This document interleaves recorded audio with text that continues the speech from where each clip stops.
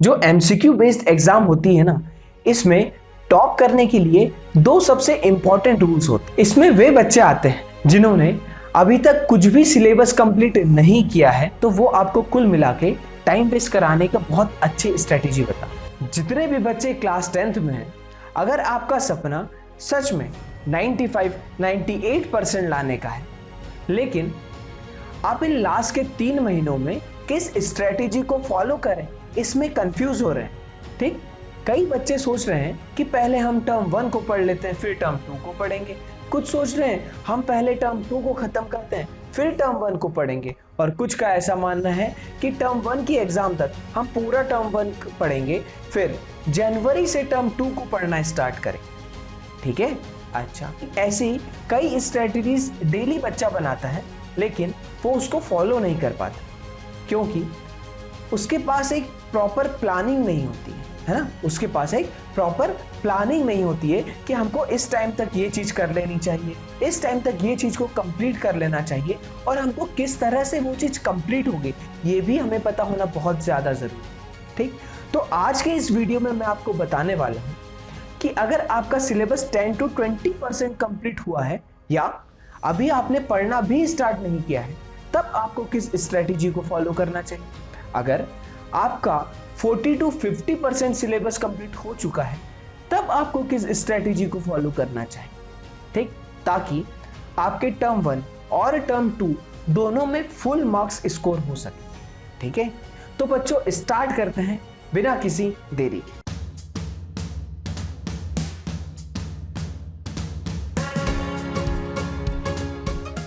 Hello बच्चों, welcome to the channel. I am Anukul Patil and I hope कि आप सभी बहुत अच्छे होंगे। बच्चों, जैसा कि हम सभी जानते हैं कि जो हमारे इस साल का 10th बोर्ड होने वाला है, ये 2 पार्ट्स में होगा। एक टर्म 1 जो कि एमसीक्यू बेस्ड एग्जाम होगा और ये नवंबर और दिसंबर में होने वाला है, और दूसरा टर्म 2 जो कि मार्च और अप्रैल में होगा। अच्छा बच्चों, आपकी एनटीएससी एग्जाम की डेट्स को देखते हुए हम ये कह सकते हैं कि जो आपका टर्म 1 होगा वो 15th ऑफ नवंबर के बाद ही स्टार्ट होगा।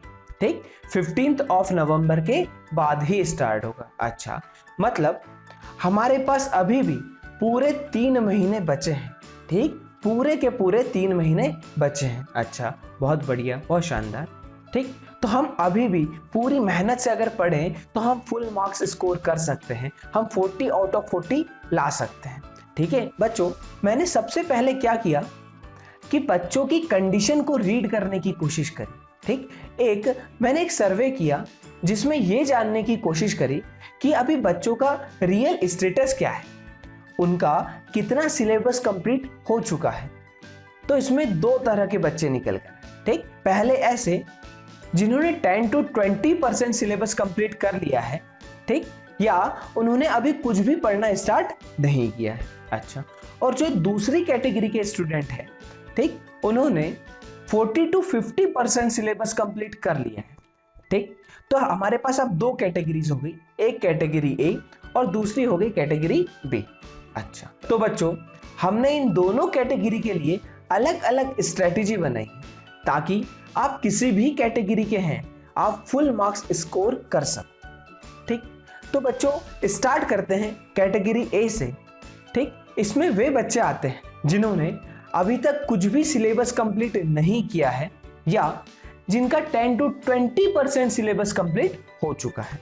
तो बच्चों आपको क्या करना है कि 20th ऑफ सितंबर के पहले टर्म 1 का मैथ्स, साइंस और सोशल साइंस को इस तरह से कंप्लीट करना है ताकि अगर 20th ऑफ सितंबर को कोई आपको इन तीनों सब्जेक्ट का अगर पेपर दे दे तो हमारे 40 में से 30+ मार्क्स स्कोर होने चाहिए, हमारे 40 में से 30 से ज्यादा नंबर आने चाहिए। ठीक, अब ये कैसे होगा ये मैं आपको बताता हूँ।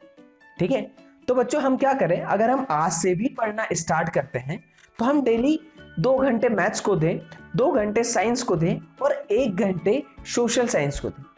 अब सोशल साइंस के अंदर सिर्फ हमको एनसीईआरटी को रीड करना है। ठीक, हमको अभी से कोई एमसीक्यू क्वेश्चंस को सॉल्व नहीं करना है।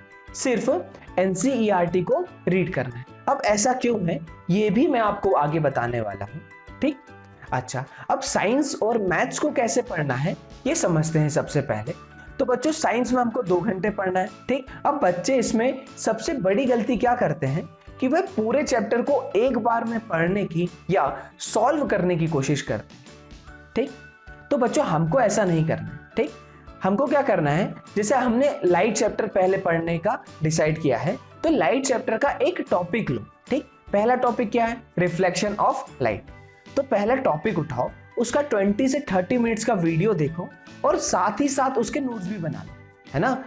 अच्छा, अब इसके बाद क्या करो, 20 से 30 मिनट के अंदर जो हमारा लाइट चैप्टर का रिफ्लेक्शन ऑफ लाइट वाला पार्ट है, इसकी एनसीईआरटी को रीड करो, ठीक। अब एनसीईआरटी को इस तरह से रीड करना है कि उसमें हमको हर लाइन में एक ऑब्जेक्टिव नजर आना चाहिए, ठीक। हमको हर लाइन में एक ऑब्जेक्टिव नजर आना चाहिए, ठीक। और अगर आपको एनसीईआरटी से कोई चीज ऐसी लगती है जो आपको लगता है कि ये एग्जाम में आ सकती है, तो उसको वहां से उठा के अपने नोट्स में डाल दो, ठीक है, अपने नोट्स में डाल दो। अच्छा, अब हमने एक टॉपिक का वीडियो देख लिया है, उसकी एनसीईआरटी रीड कर ली है और नोट्स बना लिए, मतलब हमारी थ्योरी पूरी रेडी हो गई है, ठीक। हमारे नोट्स पूरे बन चुके हैं, बहुत बढ़िया, बहुत शानदार। अच्छा, अब हमारे पास 1 घंटा अभी भी बचा है साइंस पढ़ने के लिए। तो इसके अंदर क्या करें, इसके अंदर जो रिफ्लेक्शन ऑफ लाइट वाला टॉपिक है ना, इसके एमसीक्यू क्वेश्चंस को सॉल्व करें। क्या करें, इसके एमसीक्यू क्वेश्चंस को सॉल्व करें। अच्छा, अब बच्चों की सबसे बड़ी समस्या ये है कि उनके पास टॉपिक वाइज एमसीक्यू क्वेश्चन है ही नहीं। तो बच्चों इसके लिए मैंने आप सभी के लिए एक एमसीक्यू क्रैकर सीरीज लॉन्च करी है, जिसका लिंक आपको डिस्क्रिप्शन में मिल जाएगा, ठीक है। तो वहां पर जाओ, आपको हर एक चैप्टर के टॉपिक वाइज एमसीक्यू क्वेश्चंस मिल जाएंगे, ठीक। और क्वेश्चंस की वहां पे कोई कमी नहीं है, वहां पे बहुत सारे क्वेश्चन आपको मिलेंगे और सब क्वालिटी में बेस्ट होंगे, सब के सब क्वेश्चन क्वालिटी में बेस्ट होंगे। अच्छा, अब हमने जिस तरह से साइंस को पढ़ा है उसी तरह से हमको किसको पढ़ना है, मैथ्स को भी पढ़ना है, ठीक। तो हमने 2 घंटे साइंस को पढ़ लिया, 2 घंटे मैथ्स को पढ़ लिया। अच्छा, बहुत बढ़िया, बहुत शानदार। अब हम क्या करेंगे, हम करेंगे कि 1 घंटे के लिए सोशल साइंस की एनसीईआरटी को रीड करें। अच्छा, अब हम सोशल साइंस में कोई अभी से एमसीक्यू क्वेश्चंस को सॉल्व नहीं करेंगे, ठीक। एमसीक्यू क्वेश्चन हम लास्ट में जाके सॉल्व कर लेंगे, ठीक। क्योंकि सोशल साइंस में अगर हम अभी से एमसीक्यू क्वेश्चंस को सॉल्व कर रहे हैं ना, तो कुल मिलाकर बात इतनी सी है कि हम अभी से अपना ये जो इंपॉर्टेंट टाइम है ना, इसको वेस्ट कर रहे हैं। सिंपल सी बात है, हम ये इंपॉर्टेंट टाइम को वेस्ट कर रहे हैं, ठीक। अब बच्चों मैंने जो आपको बोला है ना, साइंस में थोड़ी सी एनसीईआरटी को रीड करो, है ना, एक टॉपिक की एनसीईआरटी को रीड करो। सोशल साइंस में भी सिर्फ 1 घंटे एनसीईआरटी रीड करने को बोला है, ठीक। ऐसा इसलिए बोला है कि बच्चों मान लो आप अभी अभी पढ़ना स्टार्ट कर रहे हो, ठीक। और अगर आप पूरे चैप्टर की एक बार में रीडिंग भी लगाते हो ना, तो उसमें सबसे बड़ी प्रॉब्लम क्या आती है कि मान लो पूरा चैप्टर 10 पेज का है, ठीक है, 10 या 15 पेज का है। अच्छा, तो हमारा शुरू के जो 3 से 4 पेज होंगे ना, उसमें कंसंट्रेशन भी हाई होगा, ठीक है, कंसंट्रेशन भी हाई होगा और हमें समझ में भी अच्छे से आएगा। अच्छा, लेकिन जैसे ही 5th, 6th, 7th पेज आएगा ना, तो हमारा कंसंट्रेशन भी कम होने लग जाएगा और हमारी जो समझने की टेंडेंसी थी ना, वो भी कम हो जाएगी। अच्छा, तो बच्चों अगर हमें एमसीक्यू एग्जाम को बहुत अच्छे से क्रैक करना है ना, तो हमें एनसीईआरटी बहुत अच्छे से आना चाहिए, ठीक। तो हमें पूरे कंसंट्रेशन के साथ अगर हम एनसीईआरटी को रीड करेंगे, उसके हर एक टॉपिक को रीड करेंगे, तो एनसीईआरटी से बच्चों एक भी क्वेश्चन हमारा छूट नहीं पाएगा। अगर वो बीच में से कहीं से भी क्वेश्चन उठा के देता है, तो हमसे वो क्वेश्चन बन जाएगा, है ना। अच्छा, बहुत बढ़िया, बहुत शानदार। अब हम 10th ऑफ सितंबर पर आ चुके हैं। यहां पर हमारा पूरा मैथ्स, साइंस और सोशल साइंस का पूरा सिलेबस कंप्लीट हो चुका होगा। अच्छा, अब 10th ऑफ सितंबर से 20th ऑफ सितंबर तक हमको क्या करना है, जो हमने मैथ्स, साइंस और सोशल साइंस पढ़ा है ना, इसके असर्जन, रीजन और केस बेस्ड वाले क्वेश्चंस को सॉल्व करना है, ठीक। तो 20th ऑफ सितंबर तक आपका क्या क्या चीजें हो जाएगी, आपके पूरी थ्योरी कंप्लीट होगी, ठीक, आपके के पूरे न्यूमेरिकल्स कंप्लीट हो गए, ऑब्जेक्टिव एमसीक्यू क्वेश्चन सॉल्व हो गए, आपके असर्जन रीजन कंप्लीट हो गए, ठीक, आपके केस बेस्ड क्वेश्चन भी कंप्लीट हो गए, है ना। मतलब 20 सितंबर को अगर हमको कोई पेपर दे दे तो हमारे 30 से ज्यादा नंबर स्कोर हो सकते हैं। अच्छा, अब ये जो 30 से 40 तक का फासला है ना, ये नंबर कैसे स्कोर करना है ये भी मैं आपको आगे बताने वाला हूं। अच्छा, अब 20 सितंबर से 15 अक्टूबर तक हमको क्या करना है, जो हमारा टर्म 2 है ना, इसका मैथ्स और साइंस को खत्म करना है।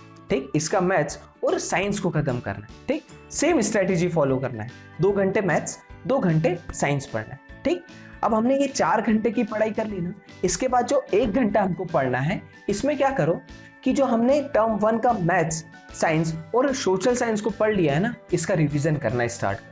ठीक, जैसे एक दिन मैथ्स का रिवीजन कर लो, एक दिन साइंस का रिवीजन कर लो और एक दिन सोशल साइंस का रिवीजन कर लो। ठीक है।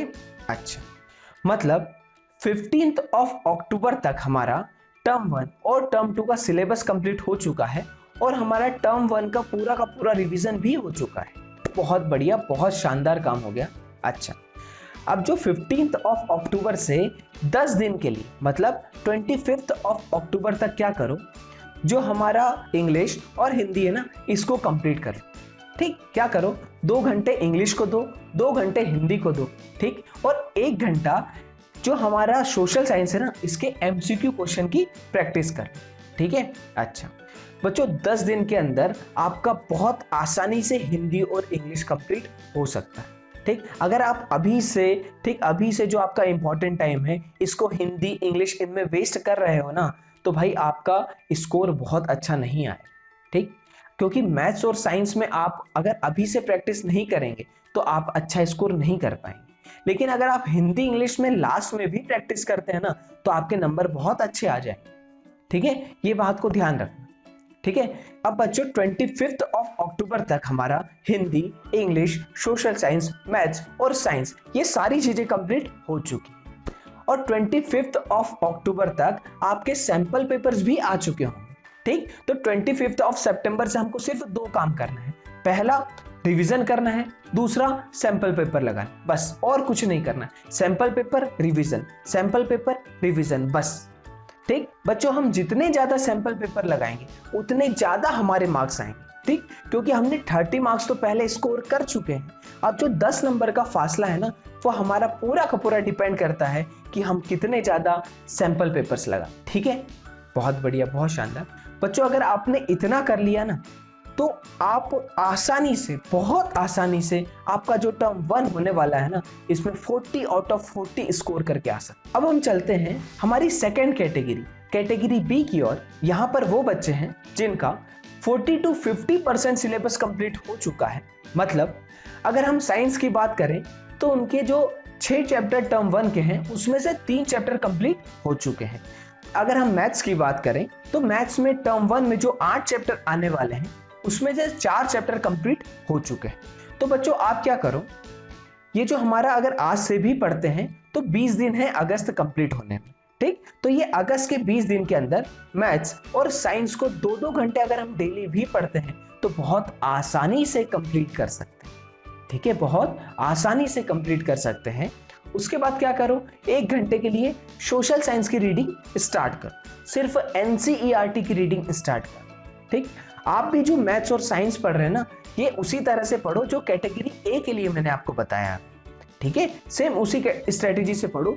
आप आसानी से इस अगस्त के महीने में पूरा टर्म 1 का मैथ्स, साइंस और सोशल साइंस का सिलेबस कंप्लीट कर लो। ठीक है, कुछ समझ में आ रहा है, कुछ चीजें क्लियर हो रही है, बहुत बढ़िया। अब क्या करो, जैसे ही हमारा 1 सितंबर आता है ना, यहां से 10 दिन के लिए मतलब 10 सितंबर तक क्या करो कि पूरे के पूरे जो हमने चैप्टर कंप्लीट कर लिए ना, इनके केस बेस्ड क्वेश्चन, असर्जन रीजन वाले क्वेश्चंस को सॉल्व कर लो। ठीक है, तो हमारा 10 सितंबर तक पूरा का पूरा मैथ्स, साइंस और सोशल साइंस एकदम अच्छे से कंप्लीट हो जाएगा। अच्छा, अब 10 सितंबर से 10 अक्टूबर तक हमको जो हमारा टर्म 2 है ना, इसका मैथ्स और साइंस को कंप्लीट करना है। ठीक बच्चों, मैं आपको सिर्फ मैथ्स और साइंस को कंप्लीट करने का इसलिए कह रहा हूं क्योंकि ये दोनों ऐसे सब्जेक्ट हैं जिसके अंदर थ्योरी भी है, कॉन्सेप्ट भी है, न्यूमेरिकल्स भी है। और अगर हमको इन तीनों चीजों पर मास्टरी करनी है तो हमको इन तीनों चीजों का बार बार रिवीजन करना पड़ेगा। ठीक, तो हम इसका एक बार पूरा का पूरा रिवीजन अभी करके रख लेते हैं। ठीक, और फिर हम 2-3 बार कब पढ़ेंगे, जनवरी के बाद पढ़ लेंगे। हमने ये जो मैथ्स और साइंस को पढ़ा है ना, इसके साथ हम 1 घंटे के लिए जो हमारा टर्म 1 का हम कंप्लीट कर चुके हैं ना, इसका रिवीजन करना। ठीक, हमने जो बहुत प्यारे से नोट्स बनाए होंगे उसका रिवीजन करना। बस रिवीजन करना स्टार्ट करो। एक दिन मैथ्स का रिवीजन, एक दिन साइंस का रिवीजन और एक दिन सोशल साइंस का रिवीजन करना स्टार्ट कर दो। अच्छा, अब 10th ऑफ अक्टूबर से 20th ऑफ अक्टूबर तक हमको क्या करना है, हमको हिंदी और इंग्लिश को कंप्लीट करना है। ठीक, 2 घंटे हिंदी को दो, 2 घंटे इंग्लिश को दो। ठीक बच्चों, अगर आप आगे चल के कोई बड़ी एग्जाम को क्रैक करना चाहते हो ना, जैसे जेई, नीट, आईआईटी, इस तरह की एग्जाम को अगर क्रैक करना चाहते हो ना, तो आपका हिंदी और इंग्लिश जैसे सब्जेक्ट है ना, ये 10 दिन के अंदर कंप्लीट होना चाहिए।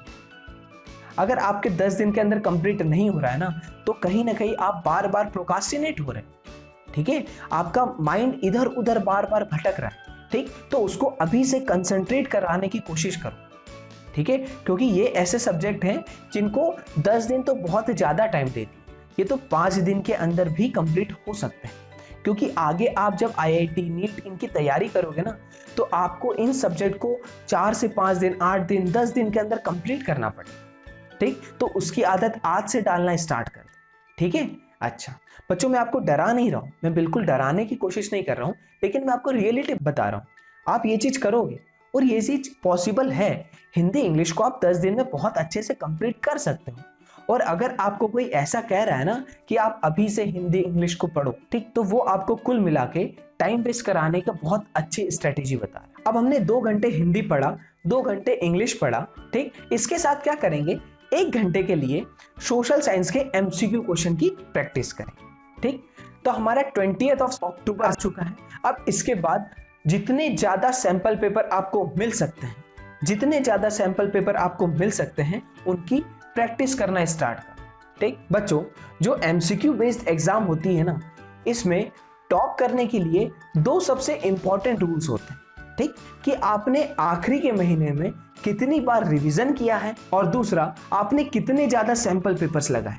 ठीक, जो आखिरी का महीना है ना, इसमें पूरे के पूरे सैंपल पेपर्स को सॉल्व करना है और रिवीजन करना, बस इससे ज्यादा कुछ नहीं करना। ठीक, आप जितने ज्यादा सैंपल पेपर्स लगाएंगे उतने ज्यादा आपके मार्क्स आएंगे। ठीक, तो बच्चों जल्द ही मिलते हैं नए वीडियो के साथ। तब तक के लिए स्वस्थ रहें, मस्त रहें, लिखते पढ़ते रहें और देखते रहें डिजिशाला।